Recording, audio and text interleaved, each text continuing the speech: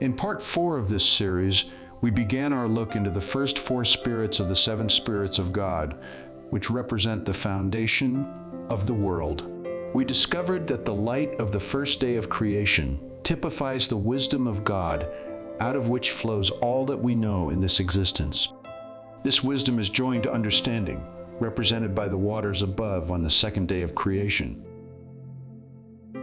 We then discovered that the third day of creation introduces the divine and universal principle of sowing and reaping presented by Paul in Galatians 6:7 through 10.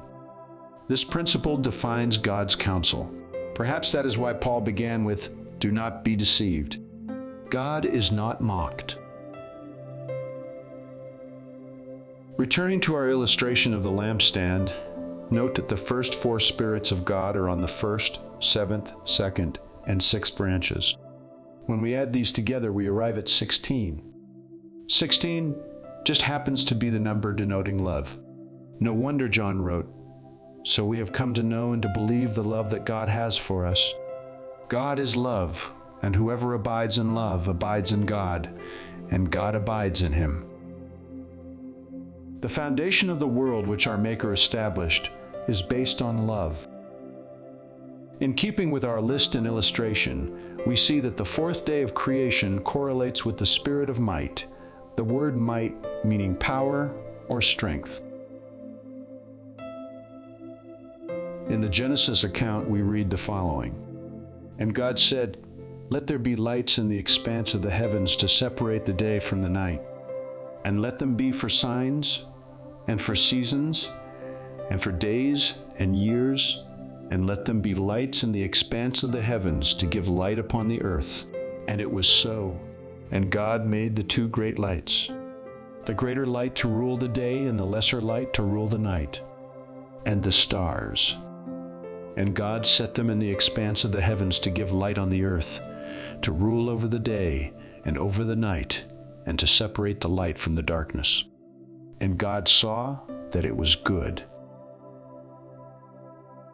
Here we find the creation of the sun, moon, and stars, with a focus on the light of each.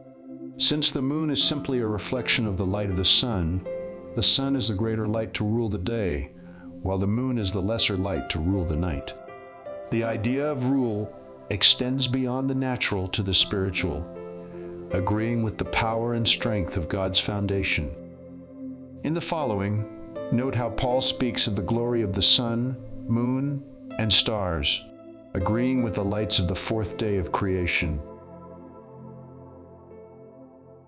There are also celestial bodies and terrestrial bodies, but the glory of the celestial is one, and the glory of the terrestrial is another.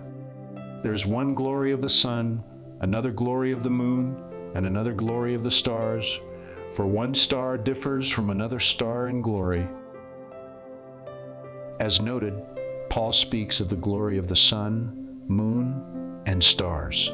Since light typifies the wisdom and life of God that sustains all that is, then the glory to which Paul refers to is the light of these 3 bodies. No wonder John wrote, "God is light, and in him is no darkness at all." In 2 Corinthians chapter 3, Paul makes it very clear what these 2 great lights represent.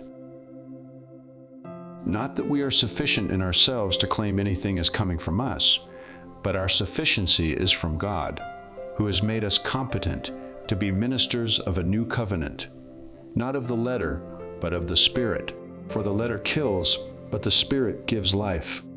Now if the ministry of death, carved in letters on stone, came with such glory that the Israelites could not gaze at Moses' face because of its glory, which was being brought to an end, will not the ministry of the Spirit have even more glory?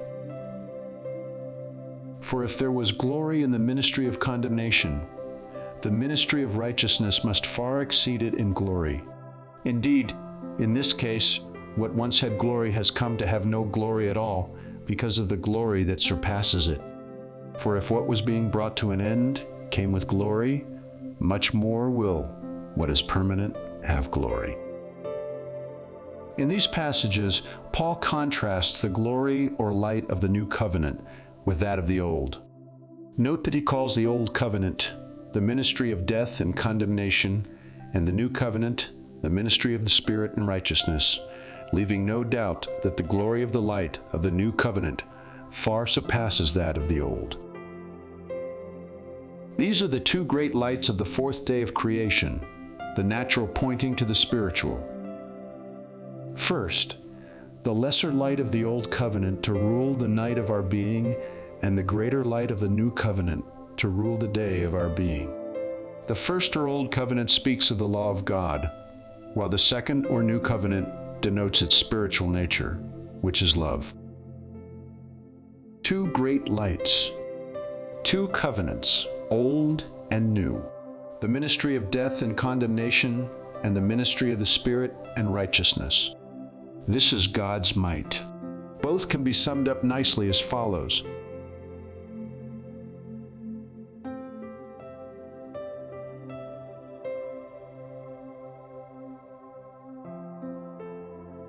In the next study, we'll look further into the two great lights.